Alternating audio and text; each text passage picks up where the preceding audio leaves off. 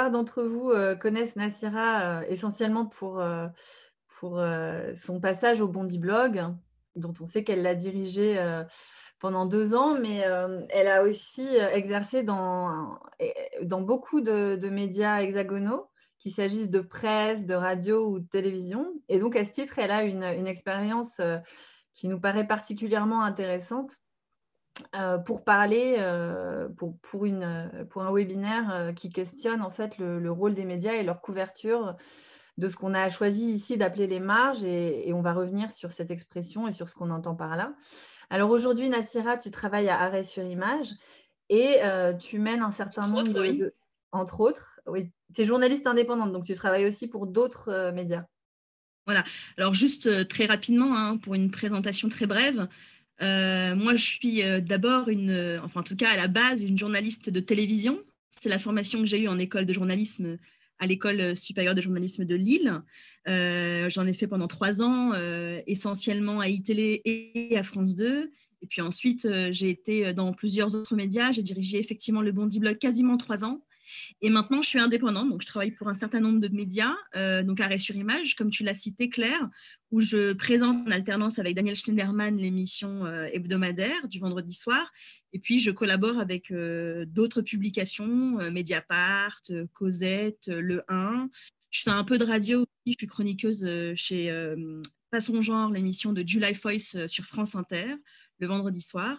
Et puis, j'écris maintenant au long cours, voilà. Voilà, et c'est ça en fait qui nous intéresse particulièrement ici, c'est que tu as commencé en fait un travail d'écriture sur ce que tu appelles les territoires délaissés, enfin en tout cas sur les zones qui sont un peu laissées pour compte en fait en France. Oui, en fait, c'est un travail parce que moi, je suis originaire donc du Loir-et-Cher, de Romorantin précisément, que j'ai quitté pour aller faire mes études parce que, comme beaucoup de jeunes de la ville et de ce département-là, qui est un département essentiellement rural, on n'a pas d'autre choix que de partir pour pouvoir étudier des études longues supérieures. Donc, j'ai quitté la ville et à parlant. Et je m'étais toujours dit que j'allais revenir raconter ce que ma ville était devenue, avec le regard de celle qui a quitté les lieux et qui revient avec un certain brin nostalgique, mais en même temps aussi avec l'expérience des années passées ailleurs. Et je voulais confronter à la fois mon regard de romorantinaise qui s'était exilée en région parisienne avec ceux de mes camarades de ma famille qui étaient restés sur place. Et puis, j'avais envie de faire aussi ces parallèles avec d'autres territoires que j'ai arpentés, que je découvre et que je couvre aussi, surtout en tant que journaliste, notamment la Seine-Saint-Denis. Voilà, et donc dans ce livre donc qui s'appelle Les filles de Romorantin, tu abordes beaucoup de sujets en fait. Tu abordes beaucoup de choses. Tu parles à la fois de la paupérisation d'un ancien lieu, d'un ancien fleuron industriel. Tu parles des dénis de la politique municipale qui n'arrivent pas à faire revivre en fait cette ville. Tu parles des clivages sociaux qui empêchent la convergence des luttes. C'est très intéressant entre immigrés, gilets jaunes par exemple. Et tu parles, c'est aussi une profession de foi, c'est-à-dire que tu parles beaucoup de toi. Tu parles de ce que tu appelles le syndrome de l'imposteur, donc cette honte en fait qui pour toi est propre à cette espèce de ce transfuge de classe que tu as vécu et qui, ce que tu, selon tes propres termes, t'empêche même de prendre du plaisir en fait par moment à ce que tu fais. Et tu dis, tu fais cette profession de foi où tu déclares en fait que si tu es devenu journaliste, c'est surtout pour raconter, je te cite, ce dont on parle peu ou mal, cette France des invisibles et des bouseux, cette France des oubliés. Et donc, en te lisant, on comprend que pour toi, ces oubliés sont à la fois les habitants de ces territoires de marge, les immigrés et aussi les gilets jaunes. Et on comprend en fait que cette marginalisation dont tu parles, elle est d'abord liée en fait, c'est d'abord une marginalisation géographique. Elle est d'abord liée à ces lieux qui sont en fait des déserts industriels, toutes les zones contournées par la SNCF, etc. Donc, pour commencer, je te poserai cette question basique, mais je pense qu'il éclairera tous les gens qui nous suivent. C'est qui pour toi aujourd'hui finalement ces invisibles dont tu parles, ces invisibles en France, c'est qui les populations qui sont invisibilisées en fait par les médias? Et est-ce qu'il y a tout un pan de la population qui échappe pour toi en fait à la représentation médiatique en fait dans ce pays? En fait, c'est intéressant parce que l'angle de la discussion qu'on a décidé ensemble, ce sont les marges, ou en tout cas ceux qu'on considère comme étant appartenant aux marges. En réalité, les marges, ce sont le centre. Les marges sont le centre. Les marges sont vues comme des marges par les centres de pouvoir. Les marges sont vues comme des marges par ceux qui décident qu'ils et elles sont des marges. Mais en réalité, ils sont le centre parce qu'en fait, ils sont la majorité des Français. Ils sont la majorité des habitants de ce pays.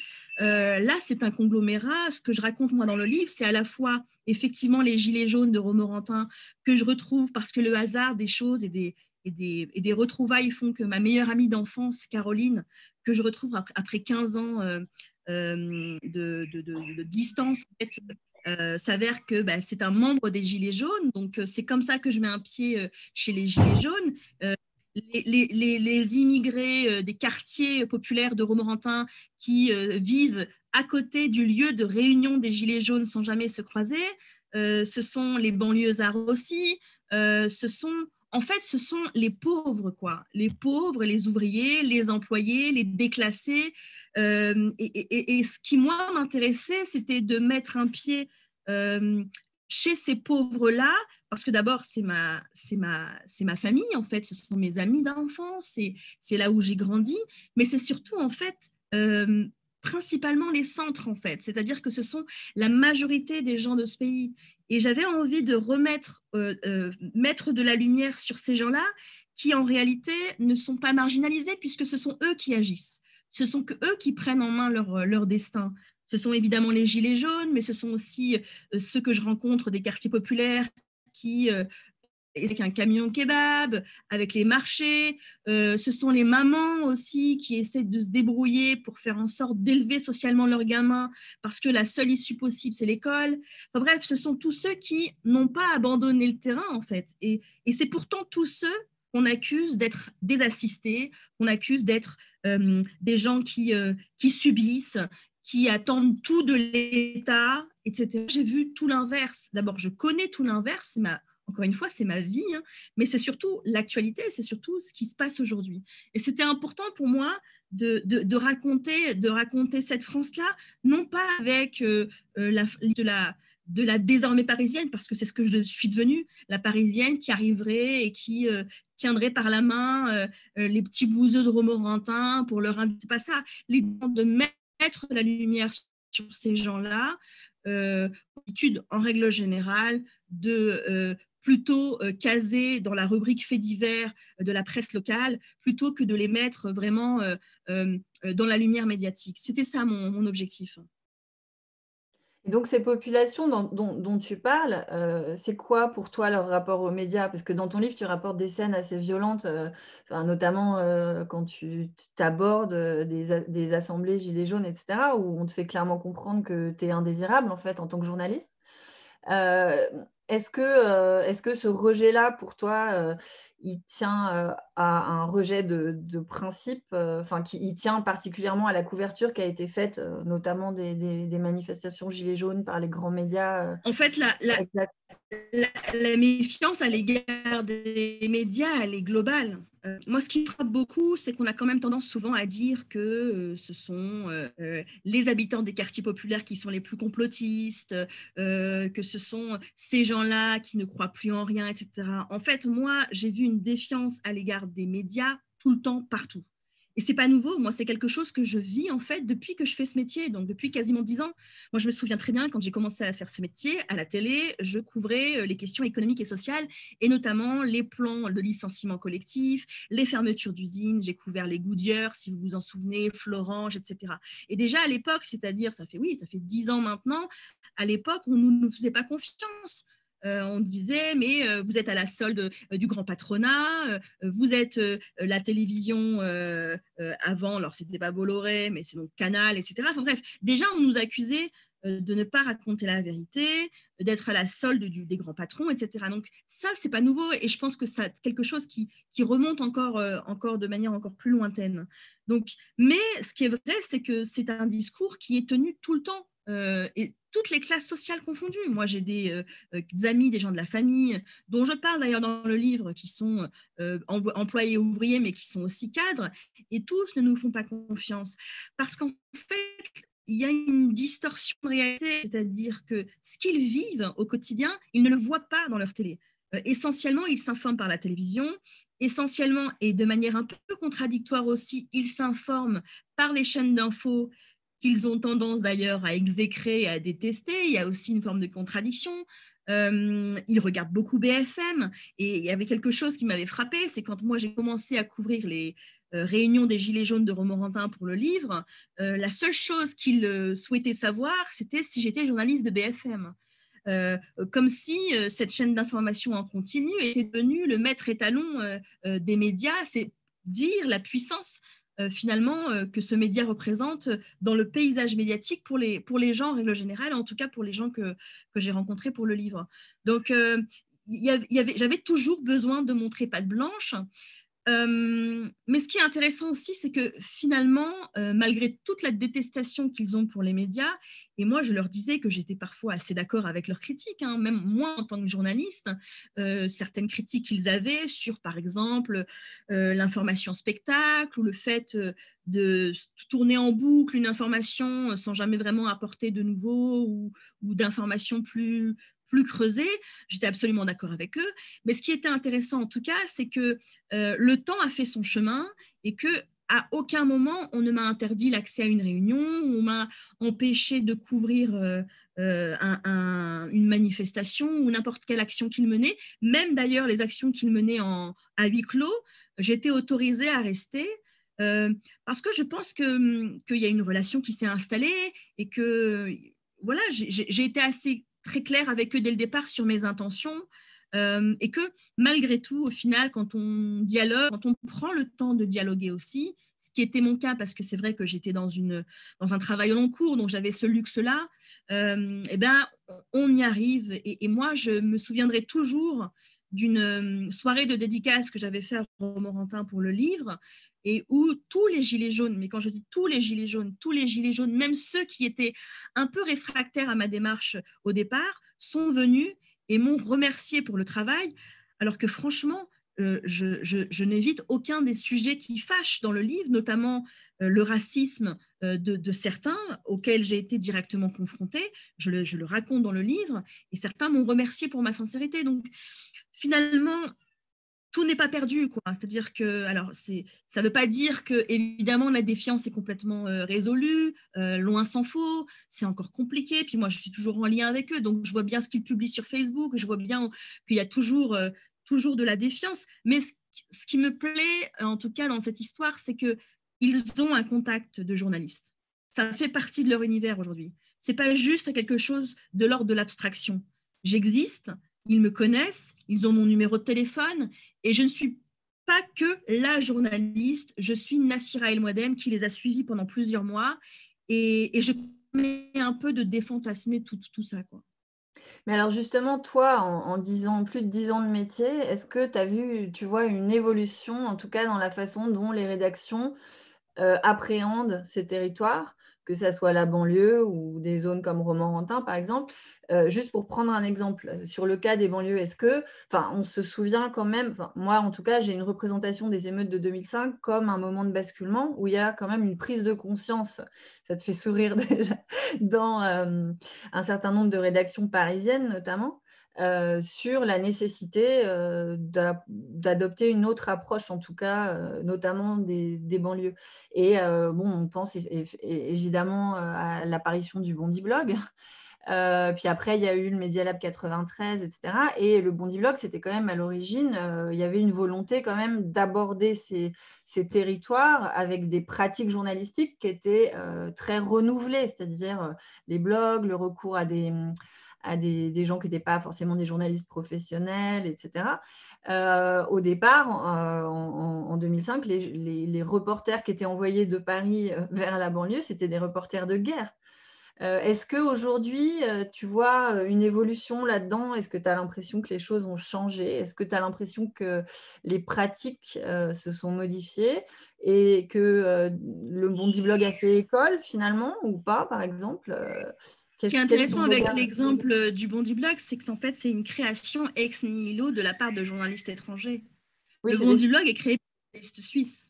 Et ça dit tout, en fait. Ça dit tout de l'impossibilité, en tout cas à l'époque, de raconter ces histoires-là sans être uniquement dans la case faits divers. Ça dit tout de l'impossibilité des journalistes à l'époque de comprendre en fait ces territoires parce qu'ils n'y vivent pas, parce qu'ils ne les connaissent pas, parce qu'ils appartiennent globalement à des classes sociales très favorisées, voire favorisées, et que du coup, c'est des choses qui leur échappent, c'est des réalités sociales qui leur échappent complètement. C'est encore compliqué parfois pour certains journalistes parisiens de traverser le périph', par exemple, encore aujourd'hui en 2020. Donc, ces difficultés-là, elles existent toujours. Alors, il y a des choses qui ont changé. Il y a des journaux qui ont décidé de faire une rubrique banlieue, par exemple. Pardon, Claire? De faire une rubrique, par exemple, banlieue. Alors, une rubrique ou en tout cas de consacrer un de leurs journalistes ou à plusieurs, mais c'est souvent un seul, et c'est évidemment déjà pas mal comparé à là d'où on vient, au territoire des quartiers populaires et des banlieues périphériques des grandes villes. Le Monde, par exemple, le fait. Libération n'a pas de journaliste attitré, mais essaye de le couvrir assez régulièrement. L'Humanité, c'est dans leur ADN, etc. Donc, il y a des choses qui ont changé. Et effectivement, il y a eu une prise de conscience en 2005. Mais la prise de conscience, elle est en fait inversement proportionnelle à la déception. La prise de conscience était très, très forte à l'époque, même sur la question de la diversité, comme on appelle dans les rédactions, où on a eu tout un tas de belles intentions, de belles déclarations de responsables de médias qui nous ont raconté qu'ils avaient compris qu'il y avait un problème, etc. Aujourd'hui, le fait est que le CSA vient de publier son dernier rapport sur la diversité dans les médias, alors en l'occurrence des médias audiovisuels, et qu'en fait, ce que le CSA montre, c'est qu'il y a une régression sur cette question-là, à la fois sur les représentations médiatiques, donc les personnes qu'on voit à l'antenne, qu'il s'agisse de programmes d'information et de programmes de divertissement appartenant aux gens issus de la diversité, comme on dit, donc en gros les Noirs, les Arabes, les Asiatiques, et puis aussi les personnes porteurs de handicap, mais aussi sur qui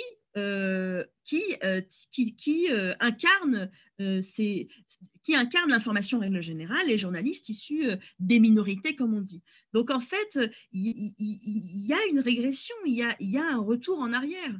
Et c'est là où c'est problématique parce qu'on a quand même l'impression de prêcher quand même beaucoup dans le désert. Par ailleurs, les journaux, et notamment américains, eux, ont beaucoup avancé sur le sujet.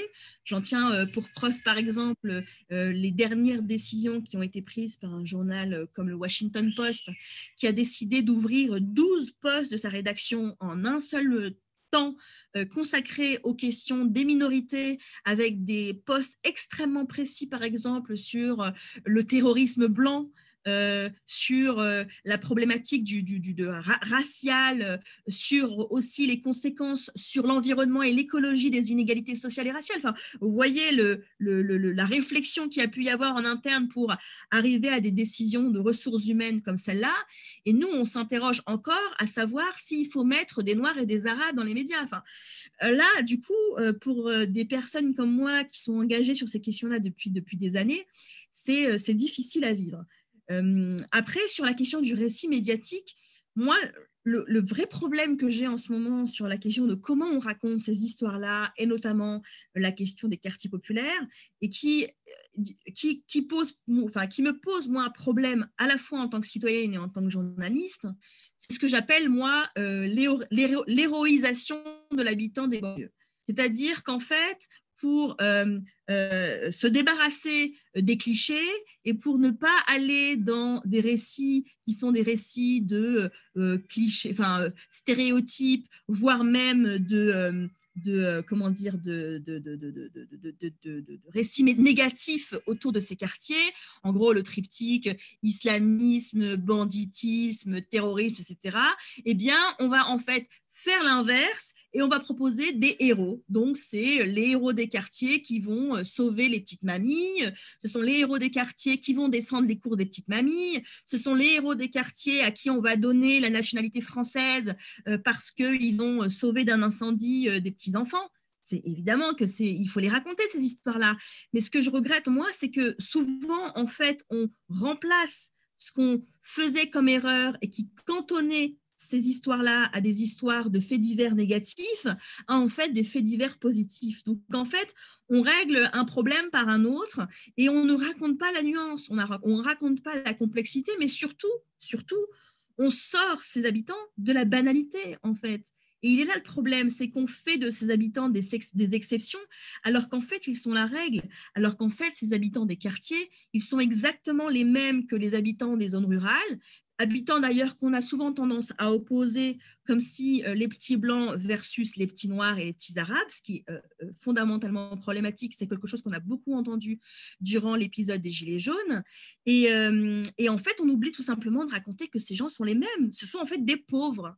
Les pauvres des quartiers, les pauvres des territoires ruraux, évidemment qu'ils vivent des situations liées à des territoires géographiques particuliers, mais en réalité, les problématiques sociales sont quasiment les mêmes. Et c'est ça qu'on oublie souvent de raconter.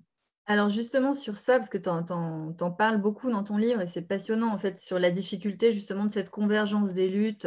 Tu dresses des portraits hyper émouvants en fait de gens qui, au fond, pensent la même chose, mais qui n'arrivent pas à se parler et qui ne peuvent pas, en fait, unir leurs forces. Quel est, d'après toi, le rôle des médias dans cette espèce de représentation d'identité qui serait, au fond, inconciliable, en fait, là-dedans? En fait, on a une responsabilité extrêmement importante, extrêmement forte. Ce que je raconte dans le bouquin, c'est entre autres Daniel Schoffer, qui est donc un des leaders des Gilets jaunes de Romorantin, et qui est, lui, profondément humaniste. C'est vraiment quelqu'un qui a été responsable syndical à plusieurs reprises, qui a défendu, comme on dit, la veuve et l'orphelin dans toute sa vie, enfin, qui est profondément agité par des combats contre les injustices sociales et qui ne comprend pas, et vraiment de manière presque naïve, qui ne comprend pas les raisons pour lesquelles, dans les Gilets jaunes de Romorantin, il n'y a pas les Arabes et les Turcs du quartier populaire Saint-Marc, c'est comme ça qu'il s'appelle, quartier même où ils se réunissent tous les lundis soirs. Et donc, il ne comprend pas et il me demande à moi, parce qu'il considère que moi, je peux lui apporter une réponse, et il me dit, mais voilà, moi, j'aimerais comprendre. Et donc, je le fais rencontrer une figure locale de Romorantin, qui est Sedat, qui est Sedat Pusculu, qui est un ancien champion de boxe, quelqu'un de très respecté dans la ville, et qui tient un camion kebab sur la place du marché Les Favignoles, un deuxième quartier populaire de Romorantin. Et donc, en fait, il va à sa rencontre et évidemment qu'il se rende compte qu'il partage exactement les mêmes inquiétudes et les mêmes réflexions. Et Sedat lui dit, mais tu sais, ce que tu vis, toi, moi, je le vis, mais ce que je vis, moi, toi, tu ne le vis pas. Et là, Daniel tombe des nues, en fait, et se dit, mais oui, c'est vrai, en fait. C'est-à-dire que tous les deux vivent des situations sociales assez similaires, sauf que Sedat, lui, il vit l'assignation identitaire, il est d'origine turque, il est par ailleurs de confession musulmane, il fréquente un quartier populaire qui est les Favignoles et qui est très connoté négativement dans la mémoire collective parce que c'est là où la presse locale matraque en permanence sur la ghettoisation, etc., même si effectivement il y a un certain problème. Mais voilà, donc il concentre toutes ces problématiques et en fait, c'est intéressant parce qu'on a vraiment comment dire, l'image parfaite de ce que renvoient malheureusement les médias, à savoir le petit blanc acculé contre versus l'arabe, en l'occurrence le turc, en tout cas le musulman, qui ne fait pas communauté collective, nationale, etc. Et en fait, cette représentation-là, malheureusement, elle est réelle et on est porteur énorme de responsabilités. moi, je me souviendrai toujours des débats extrêmement nauséabonds durant les événements des Gilets jaunes, où on avait un certain nombre de leaders politiques, et pas que à droite par ailleurs, et d'éditorialistes qui nous racontaient sur les plateaux de télé et dans les studios radio qu'on avait déversé des milliards d'euros aux banlieusards, aux Arabes et aux Noirs avec les plans banlieue, ce qui est absolument faux. Et d'ailleurs, je vous renvoie au rapport Borloo qui dit absolument le contraire, versus les petits blancs qui crèvent dans les territoires ruraux. Et ça, c'est quelque chose qu'on a rabâché pendant des mois et des mois. Et évidemment que les gens retiennent aussi ça, c'est-à-dire quand à Romorantin, il y a voilà, des propos racistes, des propos qui considèrent que les Noirs et les Arabes sont des assistés, etc. Mais ça ne se nourrit pas tout seul, en fait. Ça se nourrit parce qu'il y a une alimentation quotidienne ou chronique de ces banlieusards et de ces immigrés qui posent problème. Donc, évidemment qu'on est porteurs, nous, journalistes, de fortes responsabilités, que c'est toujours très frustrant que lorsqu'on propose d'autres récits médiatiques, on n'ait pas l'écho qu'on aimerait que ces papiers, que ces publications aient pour pouvoir non pas rééquilibrer parce que c'est un rouleau compresseur, mais au moins apporter d'autres réflexions, quoi. Alors, tu as très bien parlé de tous les mécanismes structurels en fait, qui rendent difficile aujourd'hui l'émergence d'une parole endogène sur les banlieues, sur ces territoires-là. On sait aussi qu'il y a de moins en moins d'argent dans les rédactions qui est consacré au reportage. Donc, il y a tout un nombre de facteurs qui jouent énormément au final pour Absolument. rendre difficile finalement l'émergence de ce genre de discours. Mais est-ce que tu ne crois pas aussi qu'il y a quelque chose qui est lié aussi à la façon de raconter l'actualité, qui est très normée aussi, en France et ailleurs dans le monde, mais par les écoles de journalisme, et cetera, et qui, au final, est un peu remis en cause par ce qui se passe dans ces zones-là. Par exemple, toi, typiquement, tu passes dans ton livre par une forme de narration qui est assez éloignée d'une formule journalistique classique. Tu fais surgir l'intime, enfin, c'est un objet. En fait, ton livre est un reportage au long cours et c'est en même temps un objet non identifié, en fait. C'est ça qui le rend très Mais, intéressant. Et, ouais, vas-y.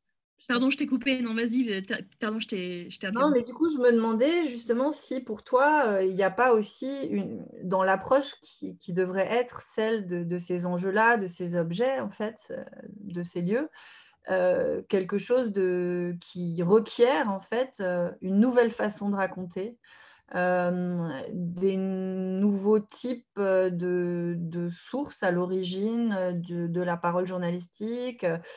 En fait, est-ce que tu n'as pas justement l'impression d'être là, avec tout ce travail que tu fais dans, finalement l'invention d'une nouvelle façon de faire du journalisme aussi? Bah, moi, en tout cas, ce qui est sûr, c'est que j'ai eu beaucoup de difficultés à assumer le jeu, puisque ce livre-là, je l'écris à la première personne, parce que tout simplement, le point de départ, c'est moi, c'est-à-dire que je retourne là où j'ai grandi, là où je suis née, et je raconte ce que ce territoire et les gens que je connais sont devenus, et en miroir, ce que moi, je suis devenue par rapport à eux. Donc, Ça, ce jeu, c'est aussi quelque chose qui est très peu habituel en France. oui, puis c'est un parti pris. Alors, pardon, je vais juste fermer ma porte.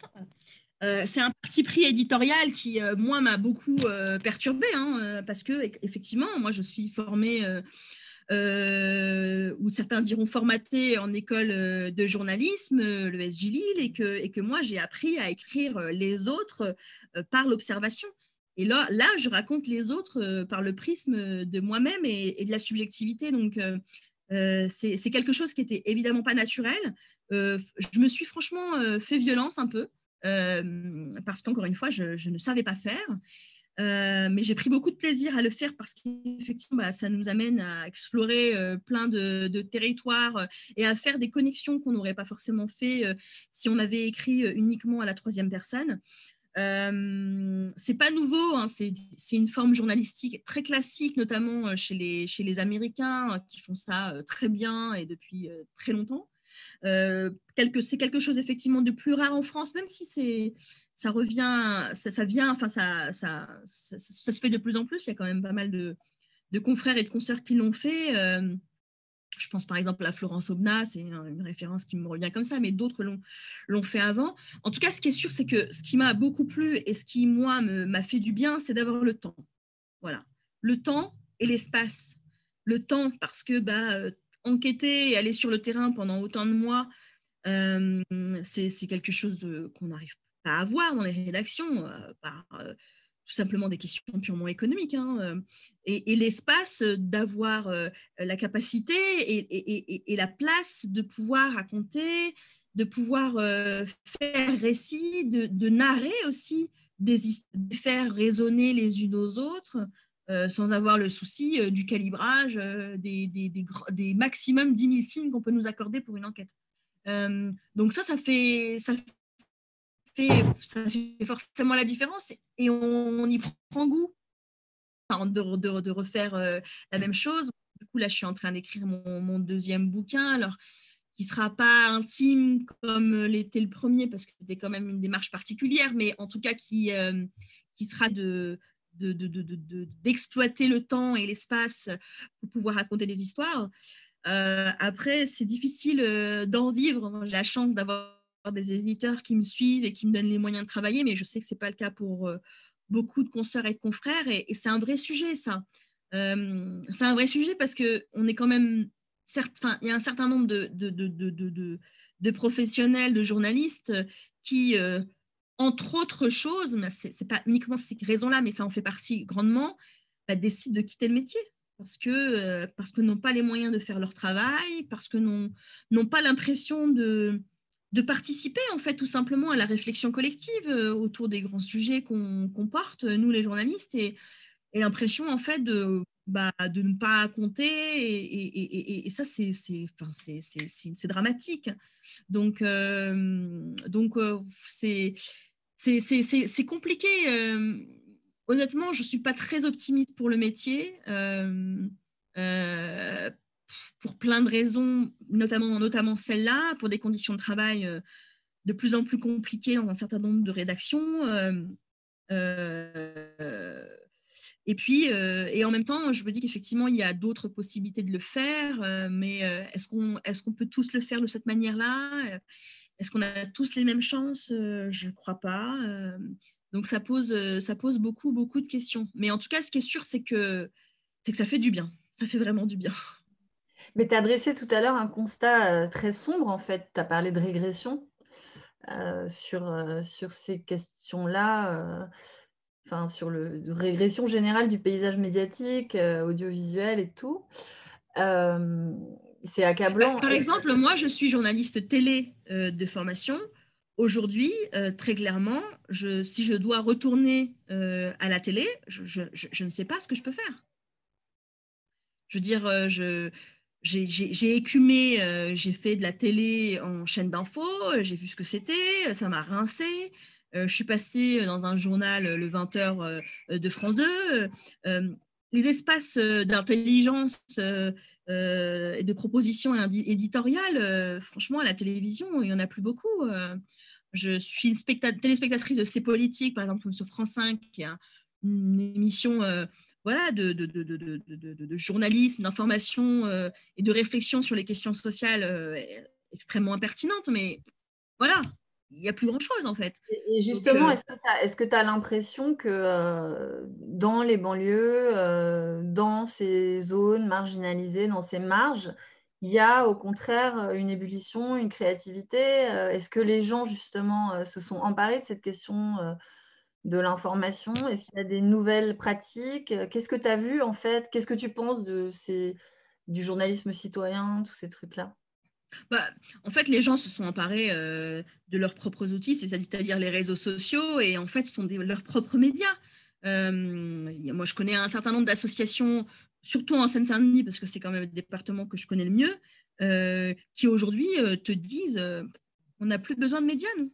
On n'a plus besoin des journalistes, en fait. Nous, on a notre page Facebook, on a notre compte Instagram, parfois Snapchat pour aller capter des publics très jeunes. Et en fait, ça fait l'affaire. C'est-à-dire qu'on arrive à les attraper comme ça, on arrive à communiquer comme ça. Et en réalité, les médias, ils ne sont plus beaucoup utiles. Surtout si c'est pour après proposer des récits qui sont des récits stigmatisants ou enfermants. Donc, c'est là où il y a danger, je trouve. C'est-à-dire que nous, notre travail qui consiste à être quand même un intermédiaire entre le sujet et le public, à force de ne pas raconter correctement les choses et les gens se passent de nous. Oui, en fait, ce que tu décris, c'est un paysage médiatique hyper clivé entre des grands médias dominants et des zones qui sont en quelque sorte des no man's land médiatiques, enfin, qui leur échappent en tout cas. Différemment, en fait, c'est-à-dire qu'ils échappent aux médias traditionnels. C'est pas des no man's land médiatiques dans le sens où, en fait, ils créent leurs propres médias. Oui, et les médias, ce sont eux-mêmes, c'est-à-dire Facebook, voire même parfois créer leurs propres plateformes. Encore une fois, une page Facebook qui est likée et partagée par 50 000, 60 000 personnes, a autant de force.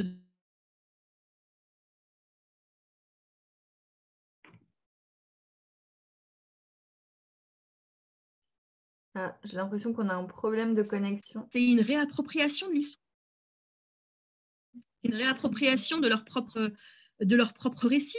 Sauf que à partir du moment où il n'y a pas de distance et il n'y a pas de mise en distance, là, ça pose question parce que information n'est pas communication, donc là où nous on a collectivement péché, c'est de ne pas être au plus près des gens sur la durée, c'est-à-dire ne pas venir uniquement lorsqu'il y a des chroniques à raconter, lorsqu'il y a des faits divers, mais couvrir sur le long cours ces territoires-là, comme on le fait avec des rubriques du service politique, par exemple. Je veux dire, on suit les partis, on suit encore aujourd'hui au quotidien les hommes et les femmes politiques, même si moi je considère que ça n'a pas tellement d'intérêt au vu de la déflagration de la vie publique. Je veux dire, moi je trouve ça beaucoup plus intéressant d'aller franchement suivre des territoires et les gens de certains territoires que d'aller suivre les mecs à l'Assemblée qui racontent des éléments de langage qui n'ont aucun intérêt. Je veux dire, les gens d'En Marche aujourd'hui, moi je ne les comprends pas. Bref, donc, pour moi ça n'a aucun intérêt informatif et aucun intérêt mystique. Et du coup, on a perdu ça en fait. On a perdu cette. Je suis même pas sûre qu'on a mené la bataille. En fait, on n'y a pas été. On a collectivement considéré que c'était pas important. Sauf qu'en fait, on s'est retrouvé avec la crise des gilets jaunes et des médias qui sont et là ils l'ont reconnu, certains d'entre eux en tout cas, passés à côté de l'histoire. Et le problème, c'est que ce qu'on a estimé comme étant une erreur sur les gilets jaunes, malheureusement, on a du mal encore aujourd'hui, malgré 2005, malgré les révoltes urbaines, malgré les manifestations massives contre les violences policières, on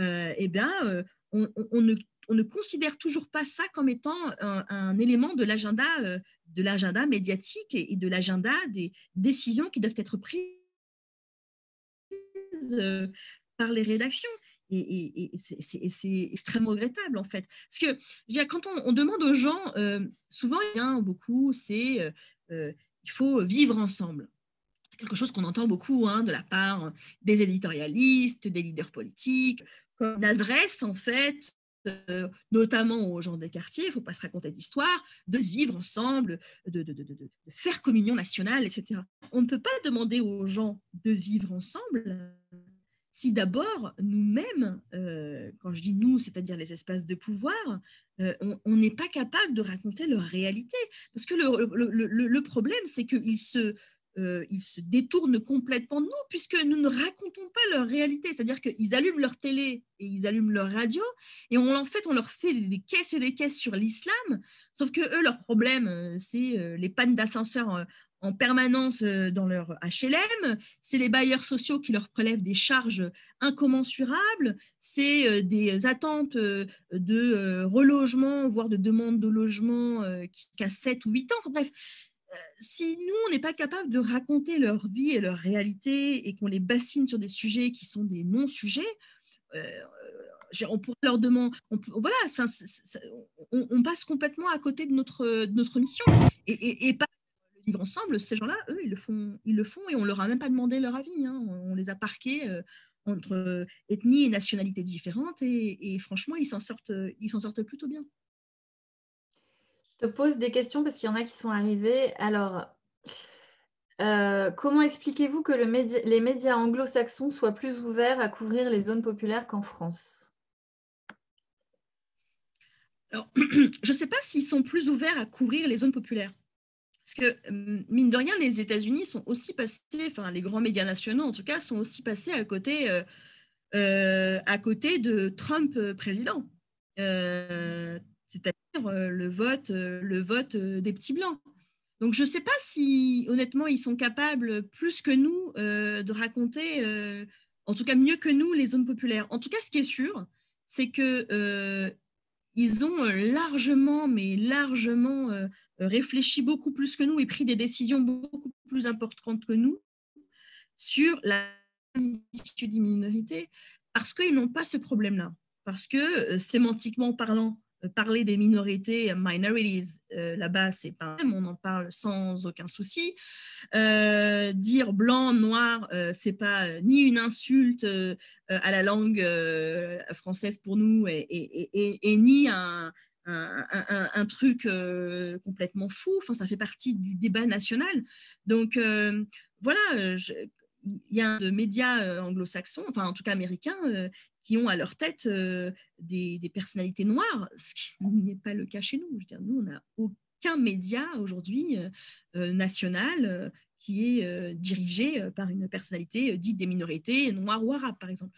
Donc il y a clairement une avancée considérable de la part des grands médias nationaux américains, notamment, même d'ailleurs anglais, hein, sur la prise de conscience qu'il faut donner la place à ces gens-là pour qu'ils puissent raconter des histoires différentes. Ça, c'est clair et net. Maintenant, le problème, les problèmes de couverture et puis surtout de manque de moyens, notamment pour le reportage, tu le disais Claire, c'est quelque chose qui existe aussi là-bas. Alors, une autre question. D'après vos observations, le racisme banalisé de certaines chaînes de télévision en continu, de certaines chaînes d'infos en continu, suscite-t-il des réactions ou de l'indifférence dans les quartiers? Les deux. Les deux. Il y a beaucoup de colère. Mais d'ailleurs, pas que sur les chaînes d'infos, c'est ça où en fait, je trouve qu'on a tendance à concentrer la diabolisation uniquement sur ces chaînes d'infos. En fait, aujourd'hui, malheureusement, le discours d'extrême droite et le discours raciste, il a irrigué l'ensemble des médias. L'ensemble des médias.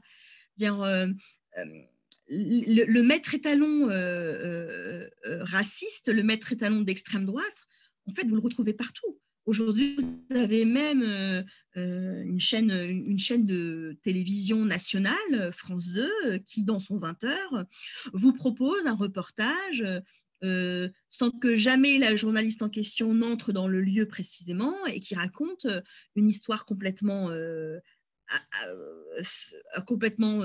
imaginée, qui consiste à dire qu'un bar est interdit aux femmes dans une ville de Seine-Saint-Denis. Ce qui n'a jamais existé. Mais l'histoire a voulu être racontée, elle a été racontée comme ça. Et on est à quelques semaines de l'élection présidentielle de 2017, en décembre 2016 précisément, et ça fait la une des médias pendant des semaines et des semaines. On demande même à Marine Le Pen de réagir là-dessus, et on y va, et ça n'en finit pas, etc. C'est pas BFM qui a fait ça, c'est France 2. Et c'est terrible parce qu'en fait, France 2, c'est le service public, c'est-à-dire que tout le monde, vous, moi, les habitants des quartiers, les autres habitants, tous les Français, tous les contribuables qui payent la redevance, ont financé une partie de ce reportage. Et là, c'est quelque chose que moi, j'entends aussi beaucoup. Oui, mais comment c'est possible? Nous, on finance comme tout le monde, nous sommes des contribuables, etc. Et comment c'est possible qu'on nous salisse comme ça, etc. C'est compliqué quand on est journaliste, du coup, d'essayer de dédramatiser, parce qu'en fait, on n'a pas envie, puisque c'est grave, c'est très grave. Donc, on explique que oui, c'est pas normal, mais que tout le monde ne le fait pas comme ça, mais qu'effectivement, que ce soit France 2, c'est problématique. Comme quand France 2, je parle de France 2, mais c'est valable d'autres médias, mais comme quand France 2 invite dans un débat des journalistes de Valeurs Actuelles. Aujourd'hui, Valeurs Actuelles est devenu un média tout à fait normal, normalisé. Et c'est terrible, franchement, parce que, franchement, je ne sais pas si vous avez déjà lu ou juste tourné les pages de l'hebdomadaire Valeurs Actuelles, mais c'est incroyable. Et de se dire que des consoeurs et des confrères ont considéré que c'était suffisamment sérieux et intelligible que d'inviter des gens qui écrivaient des pages comme celle-là dans les plateaux télé, c'est assez effrayant. Donc, il y a beaucoup de colère. Et puis, il y a aussi parfois, c'est vrai, de l'indifférence. Et moi, je crois que c'est le pire, en fait, entre la colère et l'indifférence. C'est-à-dire que une fois qu'on a passé la colère et qu'on est dans le sentiment de l'indifférence, ça veut dire que on a lâché l'affaire, en fait, pour faire court. C'est-à-dire qu'on considère que, bon, allez, c'est pas, tant pis, quoi. Et ça peut amener à, on se détourne complètement de nous. Et là on est dans une autre dimension qui est pour moi beaucoup plus grave, parce qu'à partir du moment où on considère que les médias, en général, ne sont pas gage de confiance et qu'on peut leur tourner le dos, je trouve que même en termes démocratiques, ça pose de vrais problèmes.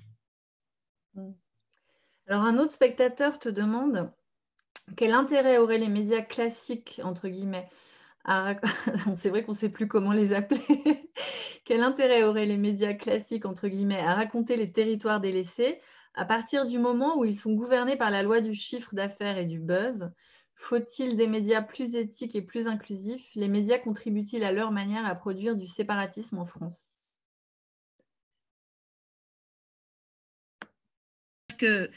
Mais c'est une question qui considère en fait que les habitants des quartiers populaires ou les habitants des banlieues sont voués à être ancrés économiquement et socialement parlant dans le même moule sociologique ad vitam aeternam. C'est-à-dire que ça veut dire qu'en fait, on ne considère. Et donc, en fait, c'est considéré en fait, que les habitants des quartiers populaires n'ont pas de thunes et n'ont pas le capital culturel pour pouvoir aller acheter cette presse-là. Et ça, franchement, c'est terrible parce qu'il n'y a pas plus gros stéréotype que celui-là. Dire que en banlieue, il y a des gens qui sont profs, il y a des gens qui sont des chefs d'entreprise. Moi, j'en connais beaucoup. D'ailleurs, je connais beaucoup plus de chefs d'entreprise dans les quartiers populaires qu'ailleurs parce qu'en fait, il y a un taux d'initiative. Comme les gens ont considéré que de toute façon, l'État ne pouvait rien pour eux, eh bien, il y a en fait un taux d'initiative privée qui est supérieur à la moyenne nationale. Bon, malheureusement, il y a un taux de défaillance d'entreprise aussi qui est important parce que les banques ne suivent pas. Bon, ça, c'est un autre problème. Mais du coup, si on considère en fait que les gens des quartiers, des banlieues sont en gros, n'ont pas les thunes ou n'ont pas le capital culturel, c'est un vrai problème parce que c'est pas vrai, quoi. Et donc et puis ça, c'est la première chose. Et puis la deuxième chose, ces gens-là vont à la fois grandir et puis vont avoir des enfants. Et il y a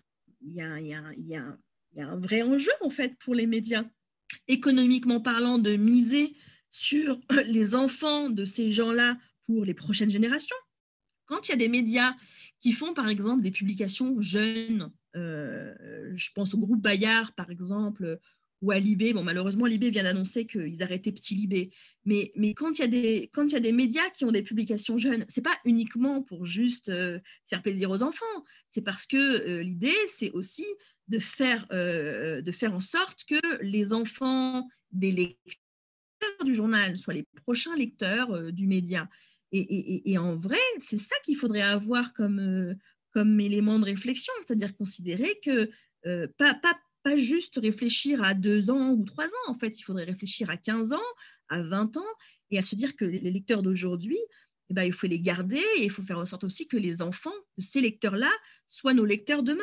Et donc, il y a un enjeu économique et financier extrêmement important et que cette réflexion-là, il ne faut pas l'avoir uniquement avec les gens des centres-villes, mais qu'il faut avoir avec les gens de partout. Mais c'est valable aussi pour les territoires. Hein. C'est un vrai problème aussi, le parisianocentrisme de certaines rédactions qui ne vont raconter, comme on dit, les territoires uniquement que quand ça pète ou que quand il y a des crises type gilets jaunes.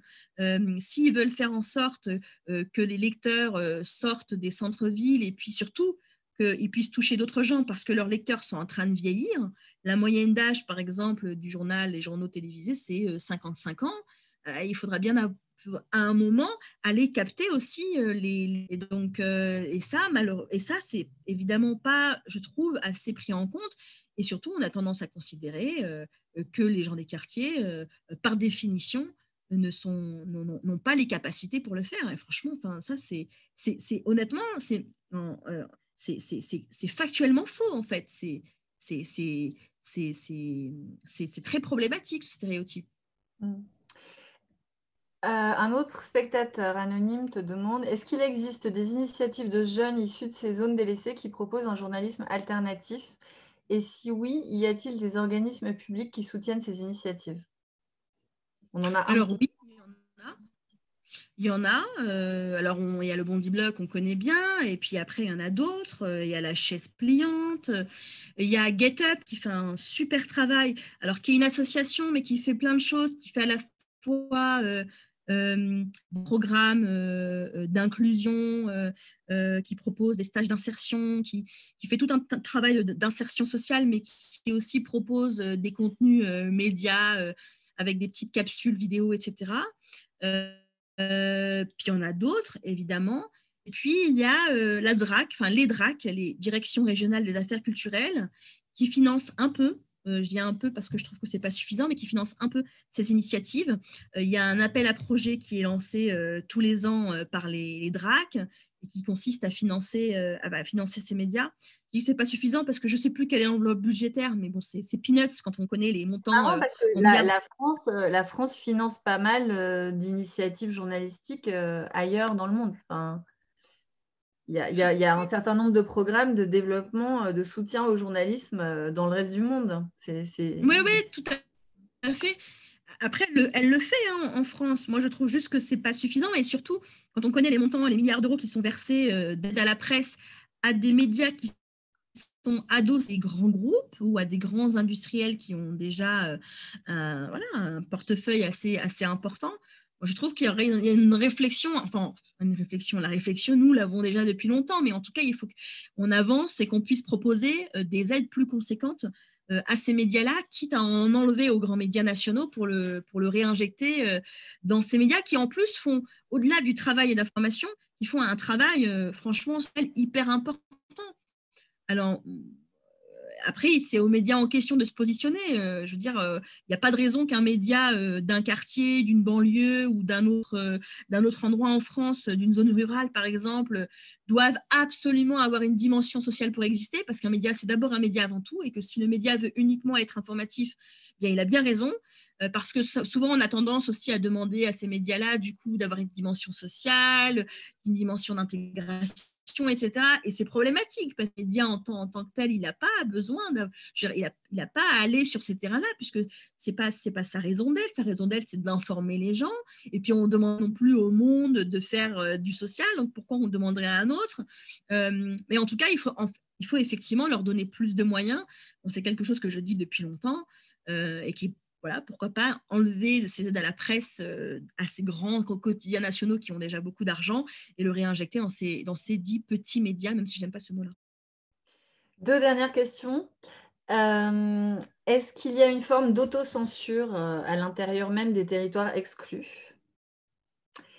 Et la dernière, je te l'ai dit. C'est-à-dire? Oui, je ne sais pas. J'ai du mal à. Bah si, j'imagine, je peux imaginer que c'est-à-dire que les gens ne. est-ce que les gens finalement, il y aurait enfin une espèce de honte de soi un peu, truc dont les choses dont tu parles un peu dans ton livre? C'est-à-dire, est-ce qu'au fond les gens ont peur même, enfin il y a une hésitation à prendre ce genre d'initiative, parce que, par autocensure quoi, par manque de En tout cas, ce qui est sûr, c'est qu'il y a une méfiance. Et donc, qui dit méfiance dit, ben, on ne dit pas forcément toujours ce qu'on pense.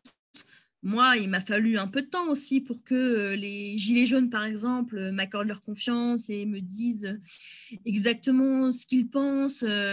Que certains, franchement, ont été dans des discours racistes assez rapidement. Bon, ben voilà. Mais oui, mais ça, c'est pas forcément dû à une autocensure. Je pense que c'est plutôt la méfiance vis-à-vis de moi, parce que je représentais à leurs yeux tout ce qu'ils détestent, Paris, l'élite et journalistes. et la dernière question, la question du voile islamique inonde les médias. Pensez-vous qu'il s'agit d'une surenchère électorale ou bien est-ce plus complexe que ça? C'est la question à 1000 euros. En plus, c'est la dernière question, mais c'est une question qui mériterait une demi-heure de réponse, en tout cas d'échange, de débat. Bon, d'abord, c'est pas nouveau. Je vous rappelle que les questions autour du voile, du foulard, comme on l'appelait à l'époque, c'est fin des années 80, 89 précisément à Creil, donc ça fait quand même 30 ans qu'on a ces débats, si tant est qu'on peut les appeler comme ça aujourd'hui. Il y a beaucoup de problèmes autour de ces questions-là. D'abord, par où commencer? Déjà, les premières concernées, c'est-à-dire ces femmes qui portent le voile, le foulard, parce qu'en plus de ça, il y a plein de façons de le porter, il y a plein de voiles. Bon, ma mère, par exemple, le porte, mais elle ne le porte pas de la même manière qu'une autre ou que d'autres, etc. Donc, ces femmes-là, on les entend, elles sont complètement invisibilisées, on parle d'elles comme étant des objets. Alors, ce qui est contradictoire, c'est qu'on considère le voile comme étant un élément de, de, comment dire, d'oppression de ces femmes, et on les oppresse également puisqu'on ne leur donne pas la parole, donc on les considère comme des objets. Donc, on est aussi pris nous-mêmes, quand je dis nous, c'est-à-dire la société hein, globalement, parce que c'est évidemment pas ma position, mais on est aussi pris par des contradictions comme celle-là.